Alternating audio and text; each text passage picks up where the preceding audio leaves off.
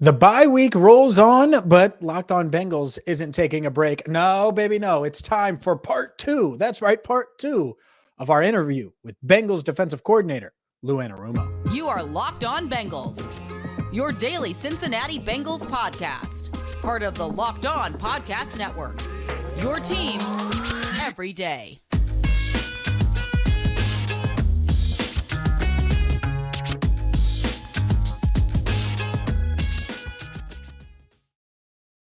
What up, and welcome in to another edition of the Locked On Bengals podcast. I'm James Rapien, and yes, we're going to get to Lou Anarumo in just a second, part two of our conversation here on Locked On Bengals. But thank you so much for making us your first listen. Make sure you hit that subscribe button on YouTube, where 11,000 plus have joined the YouTube party. Also, follow us wherever you get your podcasts. And today's show is brought to you by LinkedIn Jobs. LinkedIn Jobs helps you find the candidates you want to talk to faster. Post your job for free at linkedin.com/LockedOnNFL.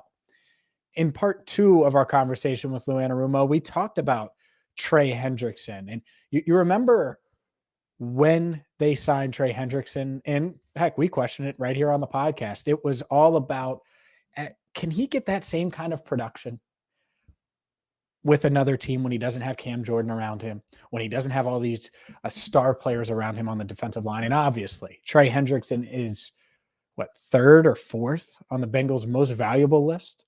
You know, I think one would be Burrow, two is Chase, three is either Cheetah or Hendrickson, and then whatever one isn't three is four, and then you go from there. And so he's become a monster. He's been a disruptor. He's been a game changer for the Bengals defense. And so that's where we'll pick up part two of our conversation with Lou Anarumo, me asking Lou about the decision to sign Trey Hendrickson in March 2021, it paying off, and if he realized how many haters there were out there about the idea of bringing Trey Hendrickson into what has become quite a steal at 4 years, $60 million, but took plenty of criticism at the time. Here's part two of our conversation with Lou Anarumo. Lou, you mentioned signing Trey, and I honestly didn't plan on asking you this, but I am curious because when you signed Trey Hendrickson, obviously it was a big money contract, and you get the deal done shortly after Carl Lawson decides to go to New York. A lot of people said, oh, well, he was productive because of what was around him in New Orleans. And obviously that's clearly not the case. He's proven himself time and time again now. That said, did you see that? And if so, what was your reaction when people said that he was just a product of what he had around him with the Saints? Yeah, I'm not a believer in, rushers can rush. And Trey, to me, was a rusher from day one. And when given the opportunity to have more, more at bats, if you would, he has made the most of it. And I think he's sitting at 4 or 5 sacks right now. But even yesterday, he's hitting the quarterback 4 and 5 times every game, and they have to pay extra attention to him. And so he's so valuable to us. I'm not going to sit here and lie and say, yeah, I knew he was going to get 14 sacks, another 3 in the playoff, whatever it was. But I really felt like we had a double-digit sack guy for sure.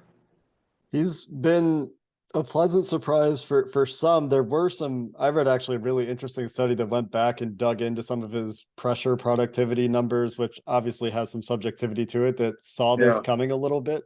I thought that was pretty interesting because at first I was one of the people that was like, well, we'll see. This is a bit of a gamble in some ways, and he's been fantastic, as you've mentioned. Is there anybody that you've brought in that has surprised you with how you mentioned Jay Tufele being a bit of a pleasant surprise? Is there anyone else who's really stood out as exceeding expectations? I kind of knew what Vaughn was, but his leadership, I had no idea. I knew he was going to be a good leader, but he's unbelievable. I think in that regard, again, we've talked about DJ, we've talked about Logan and Jermaine, Cheeto, the type of human, what type of players these guys are, but until you're around them and get a feel for the type of people they are, that would be the biggest surprise. I think we all kind of knew that these guys would be pretty good players. It's you're combining players with great people, and that just makes, again, as I said, it allows us to do what we did last year and hopefully this year as well. Let's dive into some of the draft picks a little bit more in how rewarding that can be, because you mentioned it, Logan Wilson, Akeem Davis Gaither, Marcus Bailey. And, I think in an interview with Akeem, it was the week Logan was out a few weeks back. I was like, I think this is the deepest the Bengals linebacker unit has been that I can remember. Again, my opinion, but it's been quite some time. And how rewarding is it to see guys like Logan Wilson, Akeem Davis Gaither, homegrown talent, Jermaine Pratt, obviously, too, grow into the players that they've become, where they are productive and they can start if they need to, if they're not starters. And guys like Logan have become honestly underrated and potential, stars, depending on who you're asking. Yeah, no doubt. It's very fulfilling. It's a part of what we do is player development. And, when you're in line with your, scouts and certainly Duke and those people, it just makes it that much easier as coaches to have the same philosophy, the same mindset on what we're looking for. And then, you come in and these guys are willing to learn and they're athletic, and boy, it all, fits together. And, all those guys, we told them, and they knew based on last year, like at some point everybody's going to have to step in. You look at what Joe Bocci did for us last year when he had to start a few games. He was fantastic. So, we feel good about all those guys and the development that they've made. Speaking of development, just a quick general draft scouting development question. On the defensive side of the ball, let's just stay specific to your half of the ball. What position do you think takes the longest to develop from the college game to the NFL game? I know you've had some pretty powerful opinions about defensive back development and how that works. Is that what it is to you? I mean, it takes those guys time. It's just a different game, where they just can't touch anybody in our league. And, in college, they can get away with a little bit. They don't play as many coverages. Generally, the bigger guys they come out physically ready to go, even though some of them take more time to develop, like a Zach Carter, who's, really playing well for us, I think. But their bodies are physically ready to take on double teams in the SEC, and they've done that. Covering Devontae Adams is a different stratosphere. And both jobs are difficult, don't get me wrong. But I think from my experiences that the DBs take just a little bit longer. We'll get back to our chat with Lou Anarumo, but first a word from LinkedIn Jobs, because LinkedIn Jobs is the place you need to go to find the employees that are going to help make your small business run. LinkedIn Jobs helps you find the right people for your team for faster and for free, which if you can get quality and you can get it for free, why look anywhere else? LinkedIn Jobs. Look, you need to find the right potential hires. You can't waste time training on the wrong people. And so whether it's questionnaires that are going to help you narrow down the candidates that have the right qualifications and experience that you're looking for, or anything in between, including the purple hashtag hiring frame that you can add to your LinkedIn profile that lets people know that you're hiring. Small businesses rate LinkedIn Jobs #1 in delivering quality hires versus leading competitors. So go to LinkedIn Jobs right now and find those qualified candidates and post your job for free at linkedin.com/LockedOnNFL. That's linkedin.com/LockedOnNFL to post your job for free. Terms and conditions do apply. All right, let's get back to part 2 of our conversation with Bengals defensive coordinator, Lou Anarumo. I know Jake wanted to get into the chameleon-like approach, so we can shift there, and I'm sure he'll get into some X's and O's and things like that. But I do have to ask you, because during the playoff run, the mad scientist Lou Anarumo, that nickname became like a thing on social media and certainly was discussed. And I think even in the locker room a little bit, even though we weren't in the locker room regularly. Yeah, what do you think about the nickname? I mean, my kids get a kick out of it, but it's I just think, and you guys know me, I just think we got a great group of coaches, and we get in there and we make decisions together, and I feel good about coming out of the room from the coaches with a good plan week in and week out, and we just want to make sure that we do things that may be slightly different each week, but stay within the core of our beliefs, and it's been good for us. Is that more of a game script thing, or is that we can do so many different things week to week? You go back to some of the drop 8 stuff that you were starting to do more so in the playoffs last year. You've seen some of it this year. Still, a lot of cover 3, a lot of cover 1, but some weeks where you run a bunch of quarters, some weeks where there's a little bit more cover 2. Is that, I guess, what gives you the confidence, or where did that come from where you were so comfortable with these guys going from these different ideas, especially in coverage, from week to week? Yeah, I've always been a believer that in order to be successful in the NFL today, you've got to keep the quarterbacks off balance. And we feel like we have enough coverages that we can kind of roll through in certain situations. Again, based on how the game is going. Like yesterday, played some quarters which we haven't played in a while. Just because that fit what I thought needed to be done to help prevent those guys from getting a big play. But our players, we've practiced all of this, and it's not anything new. And there's so many of the different techniques that they just work on every day. And that's one thing I've always believed in, is that we don't put in a new technique. So I'm not going to ask you to backpedal sideways all of a sudden in the middle of the year. But I can call it technique. We can call it yellow one day, call it blue the next. It's just, you're just doing it off of a different guy or something like that. And okay, coach, I know how to play whatever this technique is. Well, I want you to just do that off of the inside receiver instead of the outside receiver. So you can change things like that, and the guys don't get freaked out that they're doing something totally different. And I wouldn't do that to them. Does that make it easier when you turn to a Dax Hill, on Monday Night Football, or you turn to a Jalen Davis on a Wednesday and say, hey, you're starting, Mike had surgery, you have to start something and I know that's two different scenarios. You're talking about more of a veteran versus a rookie, but does that one size fits all approach that help all of those in all of those situations? Yeah, I think it does. And, JD's been around, and he played really well yesterday. I think Dak's just still learning, I won't try to give him as much, obviously, just because he doesn't have the experience as the other guys. But I do think that, once he gets it and feels comfortable with it, he'll be just like these other guys and fit in just fine. When you talk about changing the picture, causing that quarterback hesitation, it seems like something that also developed over the course of the year last year that your guys have become more comfortable with is some of that pre-snap rotation, some of the late play clock changes, and just trying to change that picture for the quarterback. And it was noticeable, especially when PJ Walker was in the game to me against the Panthers, where there was that beat of hesitation because BJ Hill drops into a window. And you've seen a lot of this, I think, from you guys this year, creepers or dropping a defensive lineman out. How do you balance when philosophically you like to drop an extra guy out of there, change the picture, versus just playing a more static, or a static has a connotation to it, but you know what I mean? Like, it's not a bad thing necessarily to line up and play something really well. How do you balance that approach when you're trying to figure out how you want to call a game?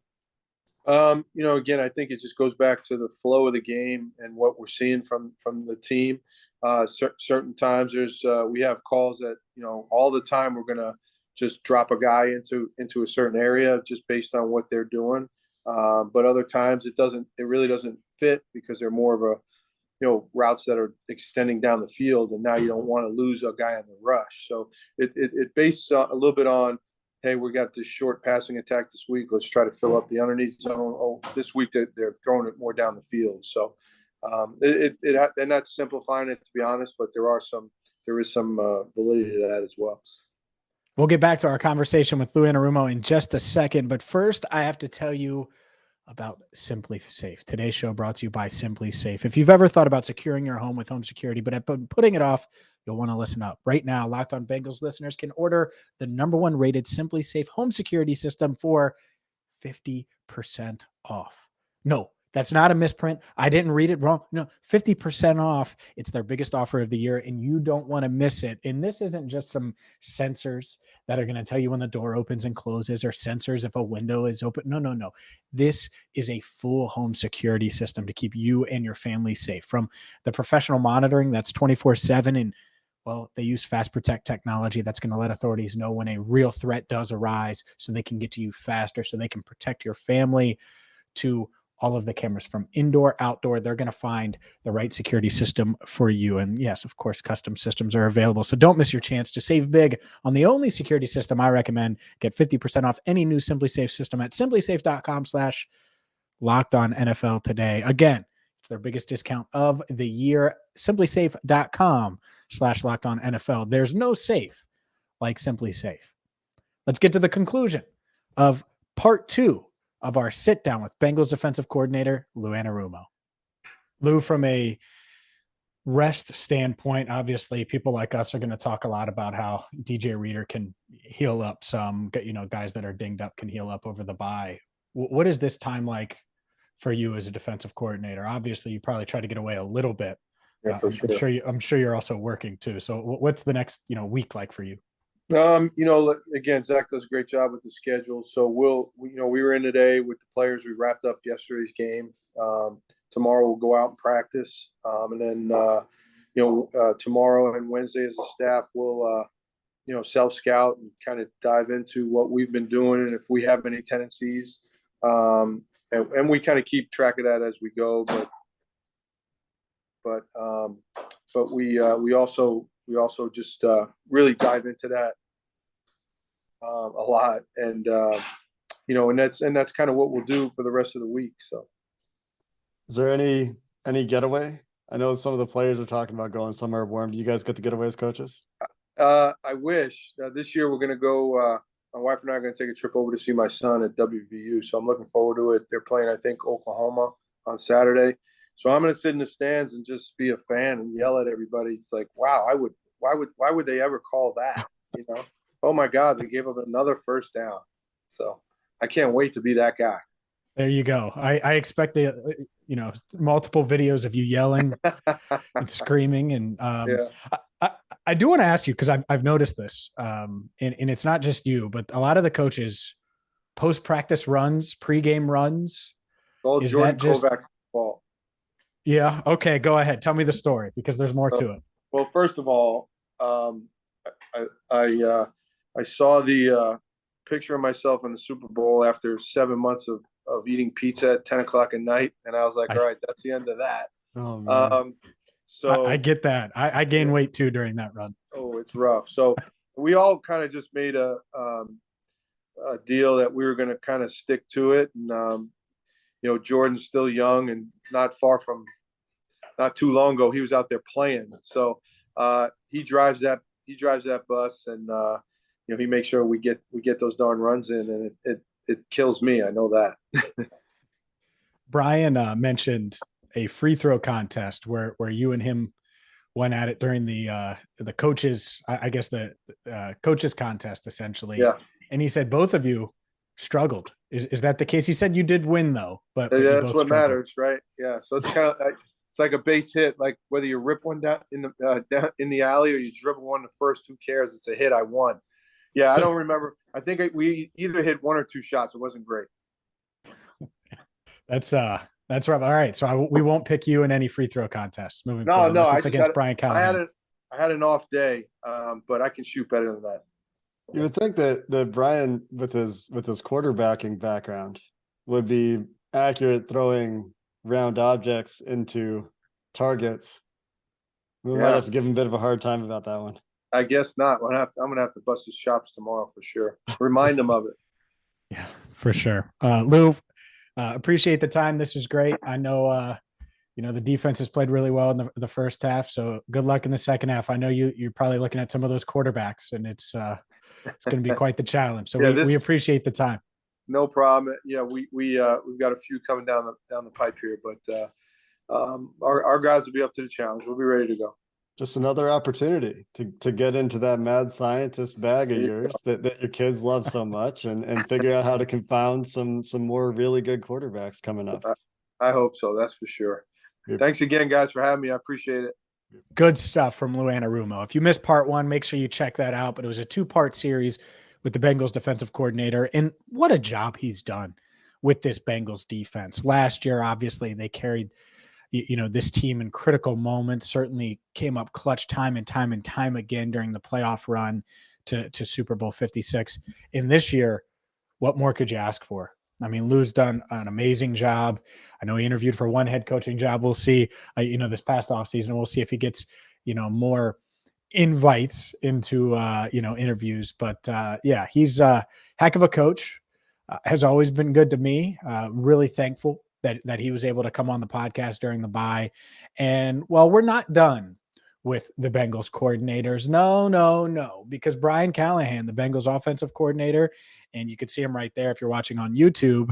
I picked a great shot of Jake with his eyes closed. You're welcome, Jake. That's what happens when you let me record the in-between. But you see Brian Callahan right there. Regardless, we talked with Brian Callahan. Just like with Lou, it's going to be a 2-part series right here on Locked On Bengals.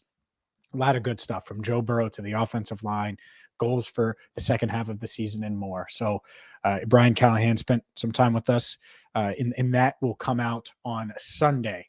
So just because the Bengals are on a bye, we're still going to release on normal time for Monday morning. You'll have that, and then we'll have part 2. Will come out on Monday evening for your Tuesday commute, or on YouTube, of course, which we're sticking to our normal schedule. But really excited to bring you these interviews. And shout out to Emily Parker, by the way, for making this Lou Anarumo interview happen on a bye. I know it's tough. Shout out to Lou for doing it. Shout out to Brian in advance for the interview you guys are going to see. So hit that subscribe button on YouTube. Make sure you ring the bell. Hit that like button. Also, follow wherever you get your podcast. Leave a 5-star review because, well, it helps the podcast. And if you're listening, hopefully you want to help the podcast and you've enjoyed that aspect of it. So for Jake Lisco, I'm James Erpine signing off for now, in part 1 of Brian Callahan coming up next show Sunday evening. Thank you so much for listening to the Locked On Bengals podcast.